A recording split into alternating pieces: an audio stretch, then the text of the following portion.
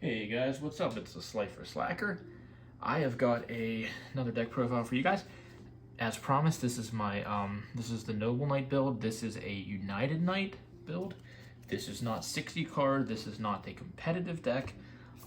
This is more on the lines of like a fun deck that you can kind of play if you have like a deep appreciation for the Noble Knights. So 3 Madrot, and I'm going to kind of explain what you can take out to make this deck a little bit more competitive. If you were to take this card out, I would suggest adding a Neo Space Connector. This deck actually utilizes Morgan really well. Morgan actually becomes useful now because we don't necessarily need a sword that can be revived. So for example, for my old combo, what I used to do is I would use like a sword, like I would use Madrot, and then I would use a sword that gets revived, and then I would re-equip it to Madrot, but you don't need to do that now. So Morgan's more live now than ever. For the older knights, I play 1 Brothers, 1 Gawain, and then 1 Custanin. I just kind of wanted to play older knights, and for these guys, I would definitely take out, if you're trying to play a more competitive build, I would probably throw in either Gear Freed in these slots or more copies of the Infernoble Knights. But hear me out for this deck. Brothers is rather good because Brothers is something that you search off of Isolde for your turn 2. Gawain is good if, say for example, you summon out, if you get Madrot out and you don't have a sword, you can use Gawain technically as a sword and combo out. And Custanin, his effect kind of locks you into Noble Knights, but what you can do is you can actually use him to go into Angelica because she's not a Noble Knight monster, she's a Noble Arms. So there's actually some use there. 2 copies of Ogier, 2 copies of Oliver, and I might be butchering these French names, but you know, I apologize.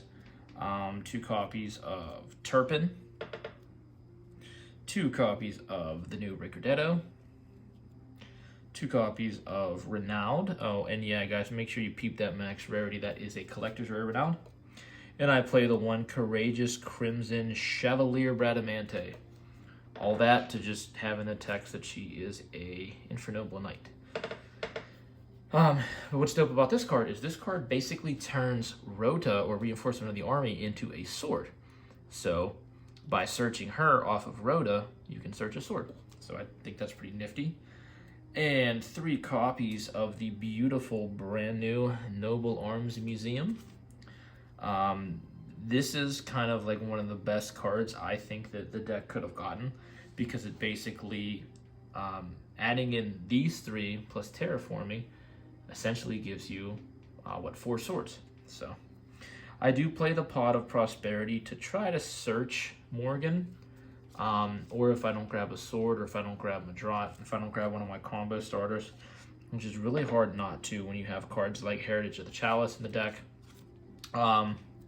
When you have Infernoble Arms, Darendelle at 3, I do play the 1 Almace, the 1 Joyce, and the 1 Excalibur. And I just realized it's kind of ironic that I play these 2, being that these are like the de facto leader swords. But they're basically just there because they're the most useful, at least for this particular build. 1 copy of Rhoda, 1 copy of Terraforming, and 1 copy of Called by the Grave as generic one-ofs. Just another sword, and then basically a 4th copy of Morgan. Until Noble Arms are needed once again. And last but not least, the 1 Horn of Oliphant, which is actually kind of useful now because it's searchable under Angelica. So that's off to the extra deck. And we've got 2 copies of the OG Infernoble Knight Emperor Charles. I do play the 1 Angie. I don't really think you need her at more than 1. I play 2 copies of Roland, 1 in case our extra deck gets sacked, because, I mean, they could probably just hit the Angie in that case. But I do play that kind of as like a Pot of Prosperity target. 1 copy of High Linslin. There are some decent combos you can do with him, but again, he's kind of in here as pot fodder.